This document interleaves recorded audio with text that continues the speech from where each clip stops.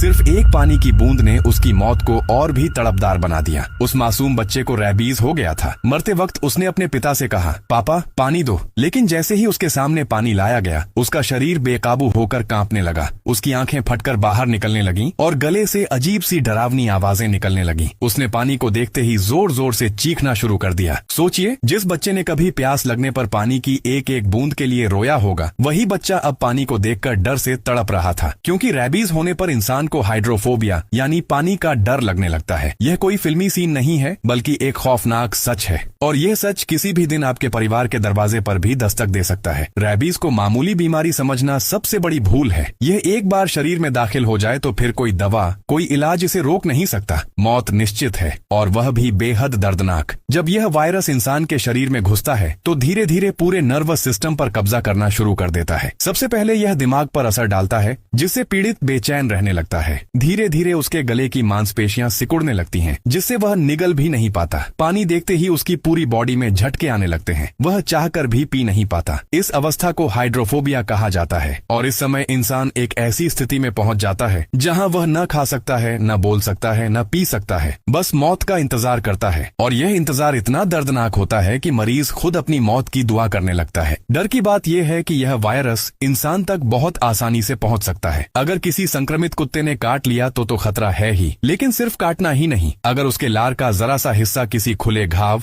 खरोंच, आंख, नाक या मुंह तक पहुंच जाए तो भी यह वायरस शरीर में दाखिल हो जाता है। और भारत जैसे देश में जहां हर गली, हर मोहल्ले, हर गांव और हर शहर में हजारों की संख्या में आवारा कुत्ते घूमते हैं, वहां यह खतरा और भी बढ़ जाता है। इनमें से कितने कुत्ते संक्रमित हैं, यह किसी को नहीं पता। यही अनदेखा खतरा हर दिन लाखों बच्चों और बड़ों के आसपास मंडराता रहता है। रैबीज से पीड़ित इंसान का हाल इतना भयावह होता है कि उसे देखकर खुद डॉक्टर भी कांप जाते हैं। उसकी आंखें लाल हो जाती हैं, होंठ सूख जाते हैं। वह बार बार बेचैनी में उठता बैठता है, कभी चीखता है तो कभी रोने लगता है। पानी की एक बूंद उसके लिए मौत का सामना करने जैसी हो जाती है। उसकी सांसें तेज हो जाती हैं, गले से अजीब सी आवाजें निकलती हैं और वह अपनी पूरी ताकत लगाकर भी सिर्फ जीने के लिए संघर्ष करता रहता है। लेकिन नतीजा हमेशा मौत ही होता है। भारत में हर साल हजारों लोग रैबीज की वजह से मरते हैं। इनमें से ज्यादातर मौतें सिर्फ इसलिए होती हैं क्योंकि लोग समय पर अस्पताल नहीं पहुंचते। लोग देसी नुस्खों पर भरोसा कर लेते हैं। घाव पर हल्दी, मिर्च, राख या तेल लगा देते हैं, जिससे वायरस और भी तेजी से शरीर में फैल जाता है। असलियत यह है कि रैबीज का कोई इलाज नहीं है। इसका एकमात्र बचाव है समय रहते वैक्सीन लेना। अगर किसी को भी कुत्ता काट ले, चाहे चोट हल्की ही क्यों न हो, घाव को तुरंत साबुन और बहते पानी से कम